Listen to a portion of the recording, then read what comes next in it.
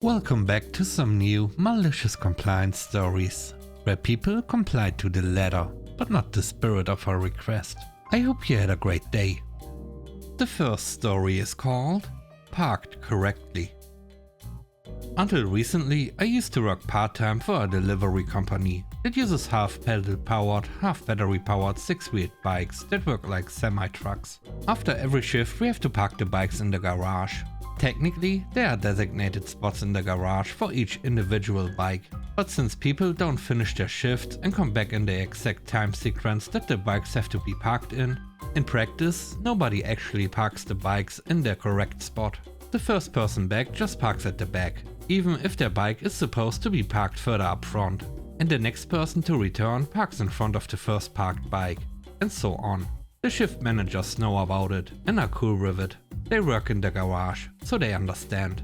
But this new Karen from corporate who just joined a couple of days ago did not. She came in suddenly at the end of one day to check things out and found that my bike was parked at the very front. I had finished last that day because I had a super long shift, but Karen called me immediately and shooed me out on the phone and essentially told me, "Your bike has to be parked correctly in the garage. If you need to take out other bikes to park yours, you have to park them back correctly too." I called my shift manager right after and informed him. He said something like, "Well, technically she is right, so we can't oppose her directly. I suggest you just ignore her. I doubt she will be back to check."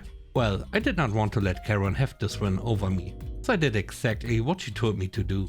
I waited a couple more days until I got another mega shift. I arrived early to claim the bike that was technically designated to be parked at the very back.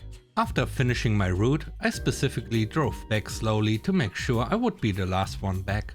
Once back, I took out every single bike in the garage by myself. Then I parked my bike and took my sweet time making sure it was parked perfectly centrally in between the lines as well, not just lengthwise. It took me nearly 10 minutes to take care of one bike. I had only 59 more to go. I meticulously parked every single bike at its correct spot until the dead of the night that day. My shift manager caught on to my plan soon and chose to turn a blind eye since I was technically following orders from higher ups. I booked 6 hours of overtime that day before I clocked out and was scheduled for a whole lot of payment. The next morning, accounts suddenly called me to ask if I had forgotten to clock out and come back later to do it, because I showed that I clocked out around 6 hours later than everyone else. I told them exactly what happened and suggested that they watch the security camera feed inside the garage to make sure that I was actually working the entire time. They eventually folded and told me not to do it again. I politely declined and said that I will do the same thing again the next day because those were my orders. They said, "Our managerial team will contact you with updated instructions soon. Follow those instructions." I said okay. I received a message from Karen later that day before starting my shift, saying I should follow my shift manager's direction to park my bike from now on.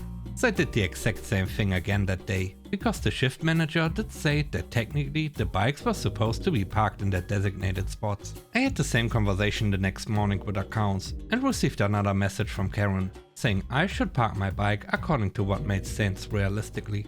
I'm still gloating over my W over corporate Karen to this day. The next story is called The New Manager. I work at an auto manufacturer, and a previous job I held had me making hoods for 2 styles of car.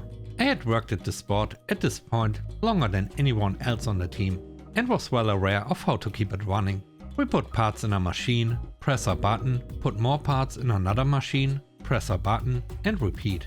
A quirk of the robots is that they don't like to work on A and B at the same time. So if you swap, you've gotta run out all the in-process parts before you start new ones. 8 hoods fit on a rack, so you finish a rack before swapping, obviously. The system doesn't deal with partials. The task of swapping was up to the person working, usually. And unless things got wonky, it was pretty easy to anticipate how often you switch. Or you could go check the line. Most management accepted this, because if the line is moving, they are happy. Introducing Wayne. Wayne got hired from the line as per diem, which is to say he gets a small pay raise and the anger of the rest of us union members for selling out. Wayne wants to make a name for himself, so he does little checkups on people working on hoods. He's lucky enough to catch me sitting around waiting for parts to run out. Not once, but 3 times in about 2 weeks. This prompts him to puff himself up and tell me I need to keep moving, so we don't run out of parts. I can't just sit around waiting. I shrug and say okay. So while he watches, I start putting A parts in while B parts are still cycling through. Immediate false. I sit down and wait for skilled trades to come fix it. A few minutes later, I am moving. I put more parts in. False again. Skilled trades comes back. By now, the B parts have finished going through, and skilled trades ask why I'm not waiting. I shrug again and gesture to Wayne. Did you know it was gonna fault? Just doing what you told me. Wayne is still my manager and hasn't learned much. He decides that since we ran out of A hoods once, he needs to be more involved in telling people when to swap between A and B. This happened because we had a new team member who hadn't quite gotten the hang of it. They caused less than a minute of downtime because they swapped too late. People frequently try to do mass builds of A and then B, rather than swap more frequently. Wayne tells us that we don't switch unless he or the team leader says so. You got it, boss. So I happily build A parts. It must have been a busy day, because I don't see my team leader or Wayne for hours. One of the drivers comes back to ask me if I'm gonna build B parts, and I explain what I've been told. She tells me, well, I'm running out of frags, but whatever. She's been there a while, has seen it all, and is down to let it ride.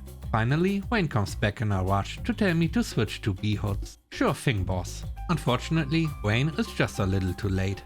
By now, the line has 0 B hoods and 0 empty racks. The robots are chock full of A hoods as well. No racks can be emptied because the line can't move, unless they wanna shove them in the repair hole and attach hoods later. And I can't get my B hoods out because my robots are full.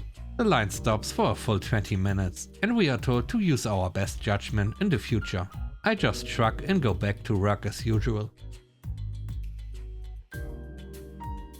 The third story is called Tallest House in Town. The year was 1995. My grandpa was always one of those coin men that knew how to make his way to the top of any situation, sometimes regardless of the cost to others.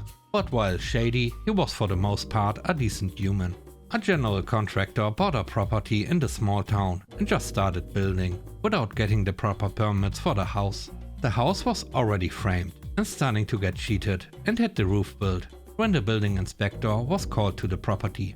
Of course, he shut the construction down. The contractor was missing permits and the house was too tall for what the code allowed, so the job was red tagged and shut down.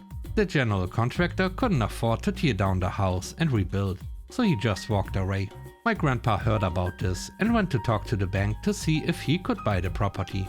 He offered them $250K for it, but the bank denied his offer and said it was going to be auctioned off. He decided he was going to show up for auction. Day of the auction, the only other person who showed up is another contractor from town, whom my grandpa knew. He talks to him and basically lays it out like, I really want this property, and if you will just walk away from this one, I will make you a partner in the next property I buy. And in a small town like that, my grandpa swears a gentleman's promise, and the other contractor walks away from the auction. They start the bid at $200K, and my grandpa offers them $100K. The bank ended up selling for way less than my grandpa originally offered. So he owns the lot, and instead of demolishing the house that is half built on it like the county inspector wanted, he just decided to bring all the mistakes to code, keep everything revealed for the inspector, and continue to build on the house. The county inspector hears that instead of being torn down, my grandpa is continuing to build on the house and drives out there immediately. When he confronts my grandpa shows him that he has brought everything to code. The inspector tells him that the house is still too tall for what the code allows and needs to be demolished to a legal height. My grandpa simply replied, well, that's easy. I just imported some dirt to put around the first floor of the house. The inspector became frustrated and left him to build. My grandpa was smart like that. But then, the whole reason I know the story is that my grandpa left my family move in with him after this house was built. And while my dad was paying grandpa for rent for us to be there, grandpa drained the equity out of the house. He didn't pay the mortgage and bailed to leave us homeless once the house was foreclosed. So it's like I said, he was a very clever man, but a little bit shady also. Thanks for watching the video. I hope you enjoyed it. If you did, please don't forget to leave a like, comment and subscribe. And if you have time, watch another one of my videos. And now, I hope you have a great day. See you soon. Bye bye.